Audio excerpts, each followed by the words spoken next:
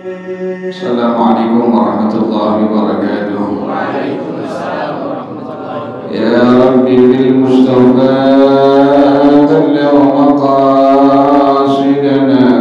waghfir lana ma madha ya wasi'an karamin.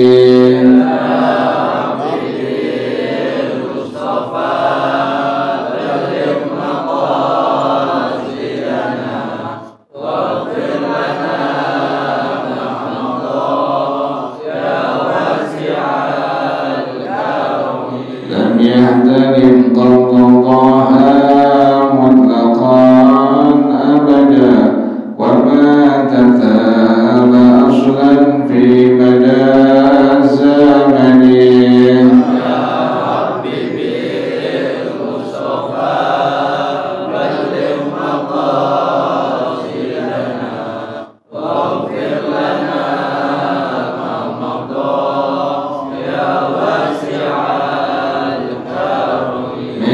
الدواب فلم تهرب وما وقعت ذبابة أبدا في جسمه الحسن. يا ربي بالمصطفى بلغ مقاصدنا واغفر لنا ما مضى يا واسع بخلفه كما من رؤية ثبتا ولا يرى آثار قول منه في علن. يا ربي بالمصطفى بلغ مقاصدنا واغفر لنا ما مضى يا واسع وقلبه لم ينم والعين قد نعست ولا يرى ظله في الشمس ذو فاقد. يا ربي بالمصطفى بلغ مقاصدنا واغفر لنا ما مضى يا واسع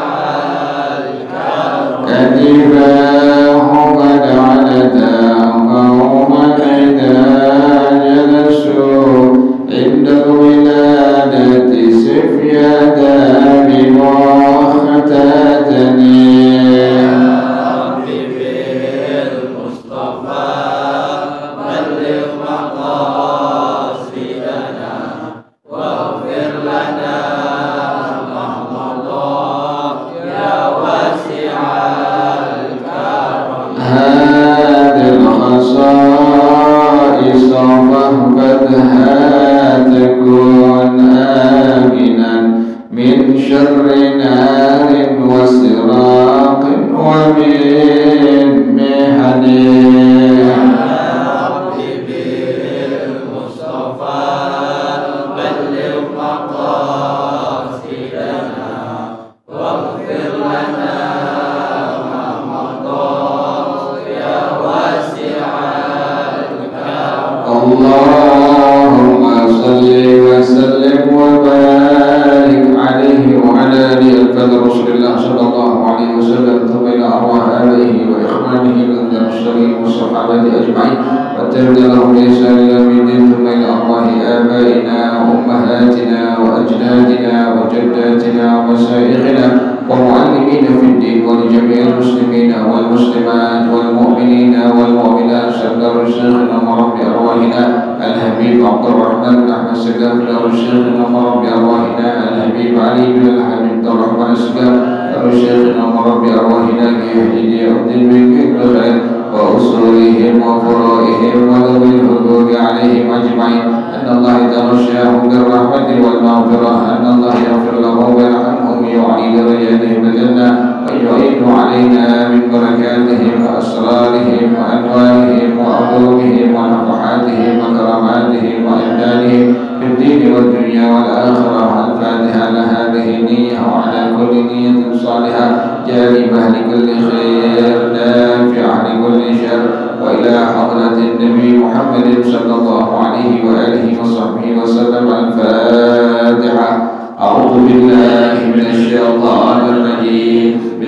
Bismillahirrahmanirrahim. Alhamdulillahi rabbil alamin. Ar-Rahmanir-Rahim. Maliki yaumiddin. Iyyaka na'budu wa iyyaka nasta'in. Ihdinas siratal mustaqim. Siratal ladzina an'amta 'alaihim ghairil maghdubi 'alaihim waladdallin. Amin. Allahumma shalli wa sallim ala sayyidina Muhammadin al-Fatih lima ughliqa al-khatimi lima sabaqa an-nasiril haqqa bil haqqi wal hadi ila siratikal mustaqim wa ala alihi wa sahbihi haqqa qadrihi wa miqdarihi al-azim. Allahumma akhrijna min zulmatil wahmi wa akrimna bi nuril fahmi waftah alaina bi ma'rifatil ilmi wa hassin akhlaqana bil hilmi wasahhil lana abwaba fadlika وانشر علينا من خزائن رحمتك يا أرحم الراحمين. Hadisnya halaman 34 paling atas, hadis yang ke-102. An Abi Hurairah radhiyallahu ta'ala anhu. Bismillahirrahmanirrahim. An Abi Hurairah radhiyallahu anhu qala, ini hadis dari Sayyidina Imam Abu Hurairah radhiyallahu ta'ala anhu. Beliau namanya Abdurrahman bin Sakhar. Beliau namanya Abdurrahman Sakhar radhiyallahu ta'ala Ad-Dusi. Ad-Dusi, dia punya nisbah Ad-Dusi. Beliau di antara sahabat Rasulullah sallallahu alaihi wasallam yang paling banyak menghafal hadis-hadisnya Rasulullah sallallahu alaihi wasallam. Sampai Al-Imam Asy-Syafi'i rahimahullah dia mengatakan itu kurang lebih 700 dari sahabat-sahabat Rasulullah sallallahu alaihi wasallam mengambil langsung ilmu dari Sayyidina Imam Abdurrahman bin Sakhar Abu Hurairah radhiyallahu ta'ala anhu dari hadis-hadisnya Rasulullah sallallahu alaihi wasallam. Dan di zaman beliau itu tidak ada orang yang berani memalsukan hadis, yang berani. Kenapa demikian? Karena orang mengetahui apabila ada hadis yang palsu, yang lebih sangat mengetahui dengan hadis adalah Sayyidina Imam Abu Hurairah. Beliau pasti langsung yang mengetahuinya. Beliau langsung yang mentasihnya. Ini bukan hadis Rasulullah sallallahu alaihi wasallam. Sampai demikian tuh luar biasa. Makanya tidak ada orang yang berani memasukkan hadis di zaman Sayyidina Imam Abu Hurairah Abdurrahman bin Sakhar radhiyallahu ta'ala anhu. Sekarang kan hadis palsu kan berbanyakan sekarang. Makanya ada salah seorang ulama itu memerintahkan anak-anaknya untuk menghafalkan hadis-hadis al-mawdu'at. Hadis palsu disebut dengan hadis maudhu namanya. Hadis palsu disebut dengan hadis maudhu. Ada ulama yang memerintahkan anaknya untuk menghafalkan hadis-hadis maudhu. Setelah dihafalkan seluruh hadis maudhu, maka ini ulama bilang kepada anaknya, selain daripada ini, maka berarti benar itu adalah hadisnya Rasulullah sallallahu alaihi wasallam. Kita kan nggak tahu sekarang, banyak hadis palsu beredar sekarang ini. Hadis-hadis yang pokoknya ngaco juga itu hadis palsu, ketahuan. Hadis-hadis yang asing yang jarang telinga kita terdengar itu pastikan hadis-hadis palsu, bukan hadis-hadisnya Rasulullah sallallahu alaihi wasallam. Kan hadis itu perbuatan Nabi, kemudian ucapan Nabi, kemudian ketetapan Nabi, kemudian diamnya Rasulullah sallallahu alaihi wasallam disebut dengan hadis. Nabi mengatakan A, berarti itu hadis. Nabi melakukan salat, maka berarti itu adalah hadis. Atau ketetapannya Rasulullah, atau diamnya Rasulullah. Sahabat sebagian ada yang makan at-taqu biawak. Nabi tidak memerintahkan, Nabi juga tidak melarang. Inilah yang disebut dengan diamnya Rasulullah Shallallahu Alaihi Wasallam yang menjadi hadisnya Rasulullah Shallallahu Alaihi Wasallam. Jadi paling banyak sahabat Nabi yang menghafal hadis adalah Sayyidina Imam Abu Hurairah radhiyallahu taala anhu. Makanya kita nggak pantas kita bilang Abu Hurairah tanpa menyebutkan di depannya kalimat Sayyiduna, kita nggak pantas. Kita kan satu hadis aja juga kita masih berantakan hafalnya. Kita nggak pantas kita bilang Abu Hurairah, kita bilang Abu Sa'id Al-Khudri, nggak pantas. Kita ini siapa? Makanya ulama kita mengajarkan adab. Dari siapa asal-asalnya ini? Dari Sayyidina Umar Ibn Al-Khattab radhiyallahu taala anhu. Ini ada pada hadis yang sahih, yaitu Sahih Al-Bukhari. Beliau menyebutkan Abu Bakrin Sayyiduna wa a'taqa Sayyidana. Ini asal muasalnya. Kenapa sampai ulama-ulama kita dari Ahlus Sunnah wal Jamaah, khususnya yang 4 madhab ini, madhab al-Imam Abu Hanifah, madhab al-Imam Malik, madhab al-Imam Syafi'i, madhab al-Imam Ahmad bin Hanbal, di dunia ini tidak lepas dari satu dari 4 madhab ini. Ima ada kalanya memahami, memegang penuh secara maksimal madhab al-Imam Abu Hanifah, atau madhab al-Imam Malik, atau madhab al-Imam Syafi'i, atau madhab al-Imam Ahmad bin Hanbal radhiyallahu ta'ala anhum ajma'in. Di Indonesia, khususnya di Jakarta, kebanyakan memegang madhab daripada Imam Syafi'i rahimahullah. Di Saudi, di Qatar, di Bahrain, itu mereka kebanyakan memegang madhab al-Imam Ahmad bin Hanbal. Di Afrika kebanyakan memegang madhab daripada al-Imam Malik. Di Eropa kebanyakan madhab-madhab memegang pendapat madhab daripada al-Imam Abu Hanifah. Jadi hampir seluruh dunia itu mereka masing-masing muslimin dan muslimat, mereka memegang satu dari 4 madhab tadi. Bolehkah kita nggak bermadhab? Nggak bisa. Wajib hukumnya bagi seorang yang awam. Kita awam atau orang alim kita nih? Awam kita.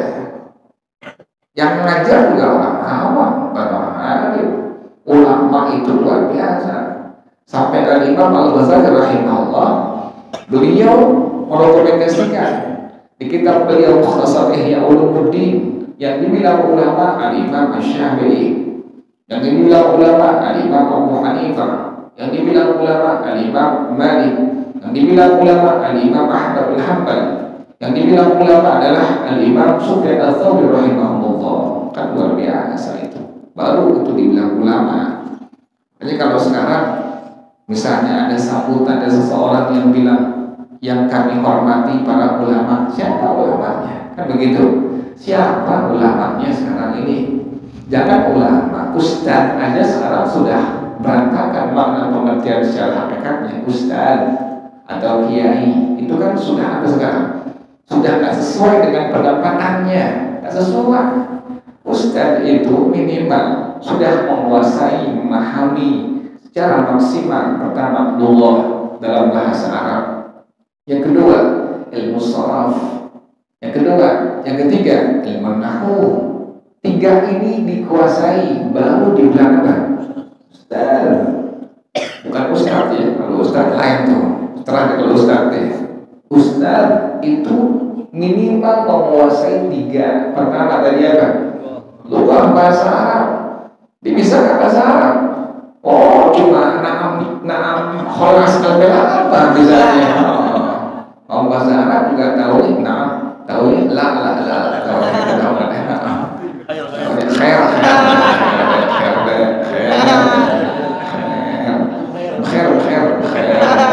tahu kita tahu nih secara umum tuh bukan bahasa itu udah kebiasaan kita di Jakarta seperti itu. Menguasai nggak bahasa Arab? Oh, boleh nggak menguasai? Bukan. Oh, dia menguasai cuma lugah doang, bahasanya doang, tapi nggak mengetahui ilmu sharaf. Belum. Ini ilmu sharaf luas ilmu sharaf ini. Jangan disamakan luas. Ada tasrif istilahi, ada tasrif lughawi. Wah, kalau yang bicara di sini kayak kelar nih, habis nih. Ini yang pengen ngomongin nih sekarang nih. Di Jakarta aja di kampung-kampung aja yang di Jakarta itu penamaan ustadz sudah tidak sesuai dengan kalimat yang sesungguhnya pada maknanya. Kan orang demen dipanggil apa? Ustadz, kan nggak dipanggil marah. Bukan ustadz, dari mana ustadz? Bukan muka ustadz. Kan kalau muka ustadz ketahuan. Emang belajar dari muda. Jadi orang dipanggil ustadz itu puluhan tahun belajarnya, bukan sebentar doang. Dikuasain tuh 3 yang paling pokok. Pertama, lughah bahasa Arab, yang kedua sharaf, yang ketiga ilmu nahwu. Baru belajar tuh kitab-kitab kuning, kitab-kitab yang ulama kita karang. Dibaca kitab kayak begini nih, yang nggak ada apanya nih, nggak ada baris, yang gundul, yang gondrong kita nggak usah baca, yang gondrong kita nggak usah baca, lagi yang botak, yang gondrong kita bisa salah baca, kan begitu. Udah bisa baca kitab yang nggak ada apanya, barisnya nggak ada, dia bisa tahu tuh ini barisnya fathah, ini barisnya kasrah, ini barisnya dhammah, ini barisnya fathatain, ini barisnya kasratain, ini barisnya dhammatain, ini barisnya sukun. Tuh, baru bisa baca, pahamin tuh maknanya tuh, dimengerti artinya, dipahamin redaksi dan ulama sampaikan, baru bisa dipanggil ustaz. Dulu saya belajar dengan Ki Haji Abdul Rahman Nawawi rahimahullah, itu dia katakan apa? Seorang itu dipanggil kiai kalau sudah menguasai 18 cabang ilmu agama. Nanti bisa bayangin berapa? 18. Sekarang baru bisa ceramah dipanggil apa? Ustaz, kiai, ada kan? Dari mana kiainya? Dari mana ustaz? Capek, puluhan tahun belajar kalau jadi kiai, puluhan tahun. 10 tahun minimal jadi kiai, 10 tahun. Ini baru belajar. Ya, baru belajar begitu doang, sorbannya juga nggak kegedean. Sorban. Jadi makna itu aja udah hilang sekarang. Makna apa tadi? Ustaz atau makna kiai udah hilang. Makanya aneh pesan ke yang ngaji ma'ani, jangan sembarangan manggil apa? Ustaz. Jangan sembarangan manggil kiai. Dia dulu orangnya. Ustaz aja kita nggak boleh sembarangan, kita pilih. Dia nguasain nggak ilmuah, nguasain nggak saraf, apalagi nahunya. Kan nahu capek belajar tuh, dari botak, botak lagi belajar nahu kita. Kan demikian, saking apa itu? Saking muras kita punya otak, baru tuh pelan-pelan kita belajar kitab-kitab dari para ulama. Baru itu orang bisa dipanggil apa? Ustaz. Sekarang keren orang, pengen banget dipanggil apa? Nah, padahal dia bukan ustaz. Aneh yang bilang dia bukan ustaz. Kalau benar ustaz, aneh kasih kitab yang paling ringan suruh baca. Kalau bisa baca, bisa pahamin, bisa ngerti, ya ini benar ustaz, ini guru agama. Jadi nggak bisa. Jadi kita mesti lebih seleksi lagi, nggak boleh sembarangan. Jadi demikian ya. Yang tadi sahabat Nabi yang bernama Sayyidina Imam Abu Hurairah Abdurrahman bin Sakhar radhiyallahu taala anhu, luar biasa beliau ini. Ya Allah, orang susah ente. Ini dia orang susah, bukan orang kaya, orang susah yang hidupnya bareng-bareng dengan ahli sunnah, dengan 70 sahabat Rasulullah sallallahu alaihi wasallam yang tinggalnya di pinggiran emperan Masjid Nabawi. Sampai sekarang masih ada. Nanti kalau Allah berkehendak ente bisa berangkat haji umrah, itu sana ada tuh Masjid Nabawi itu. Di emperannya ada apa itu? Ada yang disebut dengan Ahlus Suffah. Sampai kita ini masih ada turunannya Dzurriyyah itu, Ahlus Suffah. Mereka orang-orang yang miskin, papa, tidak punya apa-apa. Mereka makan minumnya mengandalkan pemberian dari mutabarri'in, dari orang-orang kaya. Sampai hari ini masih ada. Jadi sahabat Nabi sallallahu alaihi wasallam itu gabung dengan 70 Ashabus Suffah. Tapi kemiskinannya tidak menjadikan beliau putus asa untuk mendapatkan meraih ilmu dari baginda Rasulullah sallallahu alaihi wasallam. Luar biasa. Sahabat Nabi yang lain pada sibuk, beliau enggak. Di mana Rasulullah mengajar, pasti beliau ada di situ. Makanya tidak asing lagi, tidak heran lagi kalau seandainya sepeninggal Rasulullah sallallahu alaihi wasallam, maka yang menguasai semua hadis siapa? Sayyidina Imam Abu Hurairah Abdurrahman bin Sakhar radhiyallahu taala anhu. Itu orang paling asing lagi, benar, karena beliau belajarnya nggak pernah meninggalkan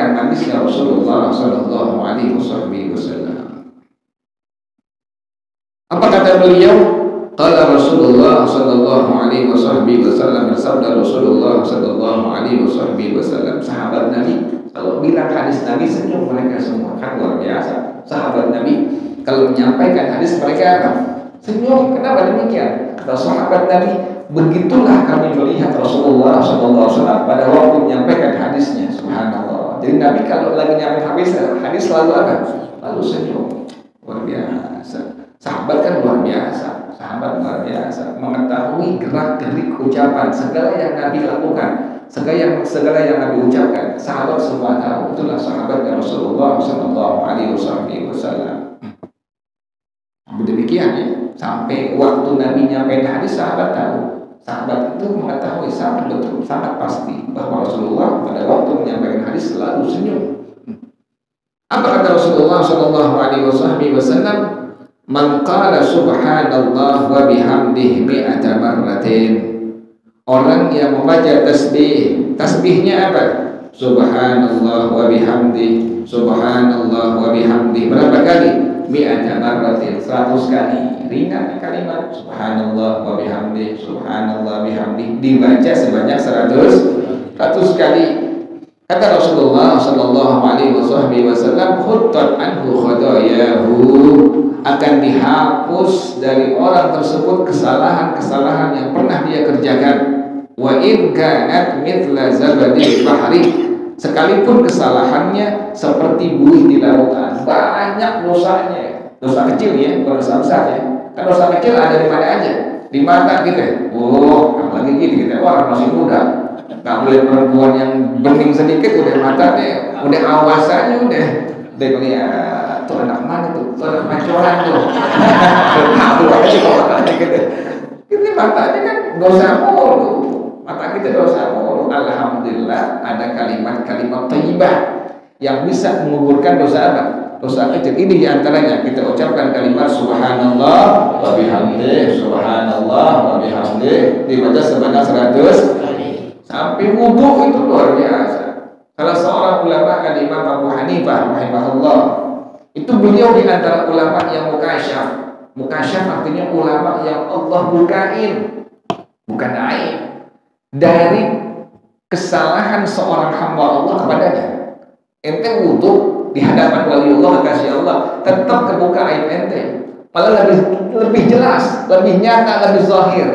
Kan orang bilang kalau pengen nggak ketahuan aib kita, dosa kita di hadapan seorang kasih Allah waliullah, kita apa?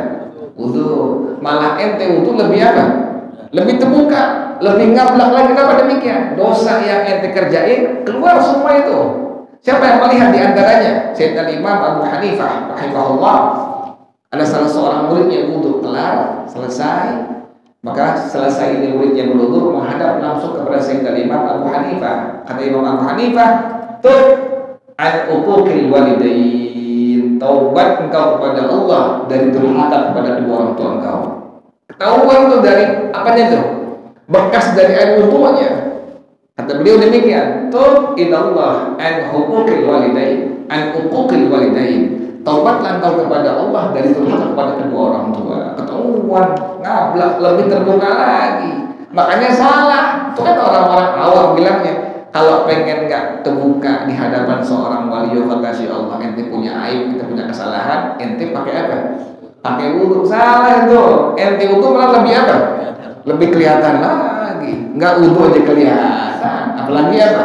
Apalagi wudu. Luar biasa. Waliullah demikian. Syekh Abdul Qadir Al-Jilani rahimahullah, beliau di antara seorang wali auliyaillah. Itu beliau kalau melihat ke aras, ke Lauhil Mahfuz langsung kelihatan. Setiap hal yang kejadian akan nanti, akan datang, beliau sudah mengetahuinya. Allah yang kasih tahu. Sampai-sampai kalau ada bayi yang lahir laki atau perempuan, beliau selalu tahu. Selalu muridnya itu kalau ada yang hamil, gak pakai WSG nih, gak pakai WSG, pasti datang kepada siapa? Syekh Abdul Qadir Jailani. Sekarang ada yang begitu laku orang, dokter gak laku, gak pakai WSG. Nanya sama Syekh Abdul Qadir, wahai Tuan Guru Syekh Abdul Qadir, ini istri saya sedang hamil, laki atau perempuan? Langsung ke atas Lauhil Mahfuz. Ya, oh perempuan.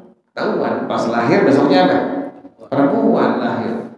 Lihat lagi, ada muridnya lagi hamil lagi istrinya tuh. Wahai Tuan Guru Syekh Abdul Qadir, saya punya istri sedang hamil, laki atau perempuan? Lihat telah bagus, oh iya laki. Pas lahir adalah bukan anak laki-laki. Satu ketika Syekh Abdul Qadir ditanya salah orang muridnya, wahai Tuan Guru Syekh Abdul Qadir, saya punya bayi dalam perut kandungan istri saya ini, laki atau perempuan? Kata Syekh Abdul Qadir, laki. Lihat ke lahir mahfuz, laki. Pas lahir perempuan. Pas lahir apa? Perempuan. Ini muridnya kan komplain ke gurunya, Tuan Guru gimana sih, udah beli baju laki semua. Kok lahir perempuan? Gimana urusan ini? Kata Syekh Abdul Qadir, ana Abdul Qadir wa huwa Allah al-Qadir, qadirun ala kulli syai'. Saya adalah hanya hamba Allah yang maha kuasa. Allah lah yang maha kuasa atas semua segala hal yang urusan makhluk-makhluknya. Artinya apa? Makhluk itu terbatas kekuasaannya. Yang mampu, yang kuasa secara mutlak hanya siapa? Allah Subhanahu wa ta'ala. Sampai demikian tuh. Jadi waliullah seperti itu. Mereka mengetahui secara pasti, secara betul kesalahan dari seorang yang mengerjakan kesalahan atau maksiat. Tadi ya, gara-gara kita ngucapin tadi apa? Kalimat subhanallah wa bihamdi sebanyak 100, maka Nabi jamin Allah akan ampuni, Allah hapus kesalahan-kesalahan hamba tersebut, dosa kecil ya. Sekalipun seperti apa tadi? Buih di lautan, busah di lautan. Nah, bedain antara kalimat tasbih subhanallah dengan kalimat masya Allah. Beda penggunaannya tuh. Subhanallah itu apa? Tanzihuhu amma la yaliku bi minaksin. Mensucikan Allah dari setiap sifat yang tidak layak, yang tidak pantas bagi zat Allah, dari berbagai macam kekurangan. Bagaimana contohnya? Kita lihat laut. Kan laut ada kekurangannya. Kita nggak bisa menyamakan laut dengan apa? Dengan zat Allah. Ini indah banget laut, tapi jangan menyamakan indahnya laut dengan indahnya zatnya Allah. Nggak boleh, nggak sama. Nah, untuk hal itu kita protek dengan kalimat apa tadi? Subhanallah. Makanya Nabi bilang, likulli ujubatin subhanallah. Setiap engkau melihat hal yang membuat engkau takjub, membuat engkau kagum, maka ucapkanlah kalimat tadi apa? Subhanallah. Lihat laut, subhanallah. Apa maknanya? Laut ini tidak seperti zatnya Allah Subhanahu wa ta'ala. Demikian tuh. Lihat lihat pegunungan, kita lihat, ya Allah, cakep pegunungan. Pasti yang keluar dari saja kalimat apa? Subhanallah. Kenapa demikian? Gunung yang sangat indah tidak sama dengan siapa? Zatnya Allah Subhanahu wa ta'ala. Itu kalimat subhanallah demikian. Sementara masya Allah, likulli hammin ghammin masya Allah. Kalau kita galau, kita resah, kita bingung, ucapkan kalimat apa? Masya Allah. Jangan terbalik kita. Lagi terjuk, masya Allah. Wah, lagi galau. Benar juga akhir bulan soalnya. Akhir bulan ya. Pantas masya Allah. Jadi bukan masya Allah. Kalau terjuk, kita ucapkan kalimat subhanallah. Tapi kalau kita lagi risau, lagi galau, lagi bingung, lagi bimbang, maka ucapkan kalimat tadi apa?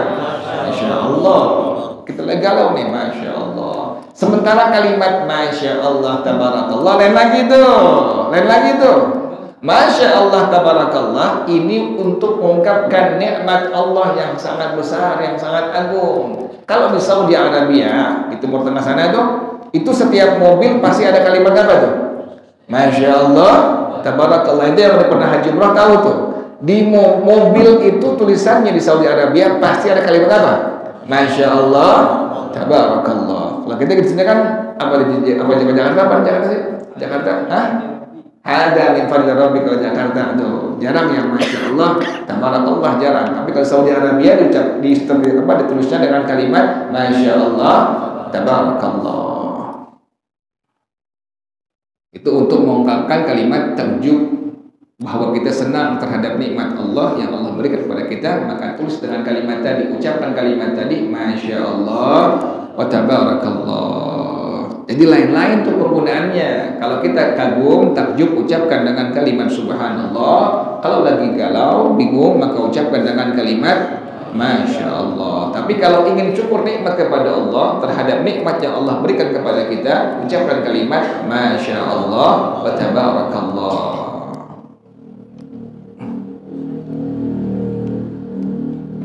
Nah begitu ya.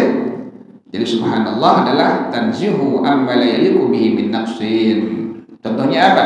Contohnya nafyu syarik wasahibi wal waladi wa jami'i malaiku. Kita meniadakan Allah enggak punya teman, Allah enggak punya sahabat, Allah enggak punya anak, maka ucapkan dengan kalimat apa?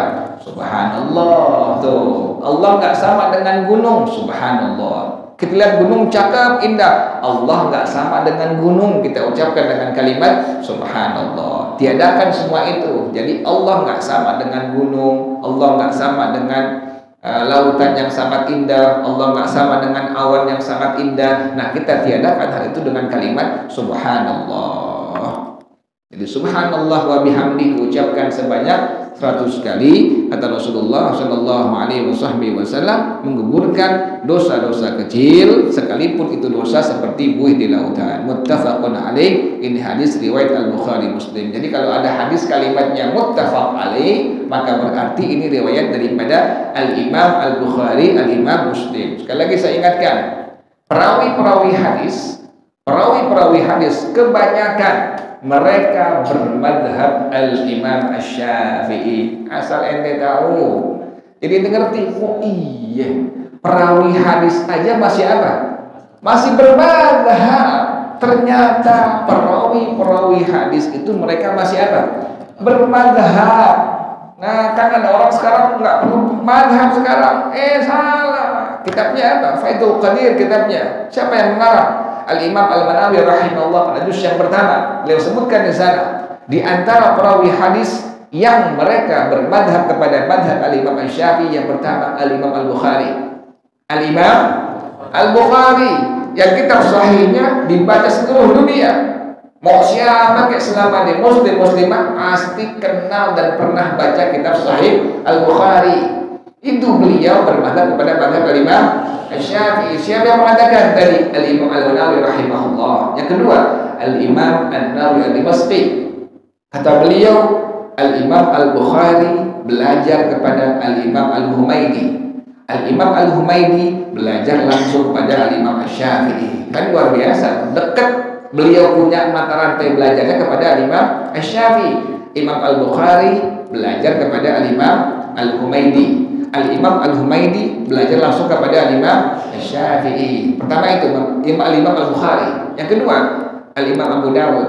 Beliau juga di antara perawi hadis yang bermadhab kepada madhab Al-Imam Asy-Syafi'i. Yang ketiga, Al-Imam An-Nasa'i. Yang keempat, Al-Imam Ibnu Hibban. Yang kelima, Al-Imam Al-Hakim. Yang keenam, Al-Imam Al-Baihaqi. Ada 6 perawi hadis yang mereka semua benar-benar bermadhab kepada madhab daripada Imam Asy-Syafi'i. Kita kan bukan imam hadis, kita kan imam musalah. Masa nggak mau pakai apa? Kalau pakai madhab kita baru jadi imam musalah, nggak jadi ada madhabnya. Ini imam hadis, al-muhaddits, ahli hadis, imam hadis, orang pakai hadis dunia luar biasa. Tadi 6 ulama perawi hadis. Pertama tadi siapa? Al-Imam Al-Bukhari. Yang kedua Al-Imam Abu Dawud. Yang ketiga Al-Imam An-Nasa'i. Yang keempat Al-Imam Ibnu Hibban. Yang kelima Al-Imam Al-Hakim. Yang keenam Al-Imam Al-Baihaqi. Ya Allah, semua di antara perawi hadis yang madhabnya madhab Al-Imam Asy-Syafi'i. Nah, kita untung, kita bukan imam hadis, kita imam musalah. Makanya kita untung, kita di Jakarta masih madhab kepada madhab Al-Imam Asy-Syafi'i. Jadi sangat salah besar bagi orang yang tidak bermadhab. Kitabnya apa tadi? Kitabnya Faidul Qadir. Siapa yang mengarang? Al-Imam Al-Manawi rahimahullah pada juz yang pertama. Wallahu a'lam bis-shawab. Al-Fatihah. A'udzu billahi minasyaitonir rajim. Bismillahirrahmanirrahim. Alhamdulillahirabbil alamin. Arrahmanir rahim. Maliki yaumiddin. Iyyaka na'budu wa iyyaka nasta'in. Ihdinas siratal mustaqim. Shiratal ladzina an'amta 'alaihim ghairil maghdubi 'alaihim waladdallin. Amin. Bismillahirrahmanirrahim. Alhamdulillah لله رب العالمين حمدا يوافي نعمه ويكافئ مزيدا يا ربنا لك الحمد كما ينبغي لجلال وجهك ولعظيم سلطانك سبحانك لا نحصي ثناء عليك أنت كما أثنيت على نفسك فلك الحمد حتى ترضى ولك الحمد إذا رضيت ولك الحمد بعد الرضا اللهم صل وسلم على سيدنا محمد وعلى آل سيدنا محمد يا حي يا قيوم يا بديع السماوات والأرض اللهم بارك لنا في رجب وشعبان وبلغنا رمضان اللهم بارك لنا في رجب وشعبان وبلغنا رمضان اللهم بارك لنا في رجب وشعبان وبلغنا رمضان ربنا تقبل منا إنك أنت السميع العليم وتب علينا إنك أنت التواب الرحيم ربنا آتنا في الدنيا حسنة وفي الآخرة حسنة وقنا عذاب النار يا ذا الجلال والإكرام يا أرحم الراحمين رب اغفر لي ولوالدي وارحمهما كما ربياني صغيرا رب اغفر لي ولوالدي وارحمهما كما ربياني صغيرا رب اغفر لي ولوالدي وارحمهما كما ربياني صغيرا صلى الله على سيدنا محمد وآله وصحبه وسلم سبحان ربك رب العزة عما يصفون وسلام على المرسلين الحمد لله رب العالمين سبحانك اللهم وبحمدك أشهد أن لا إله إلا أنت أستغفرك وأتوب إليك الحمد لله على نعم الله الحمد لله على بركات الله الحمد لله حمدا يوافي نعمه ويكافئ مزيدا والحمد لله رب العالمين يا رسول الله سلام عليك يا رفيع الشان والدرج يا رسول الله سلام عليك يا رفيع الشان والدرج يا رسول الله سلام عليك يا رفيع الشان والدرج اللهم صل وسلم وبارك عليه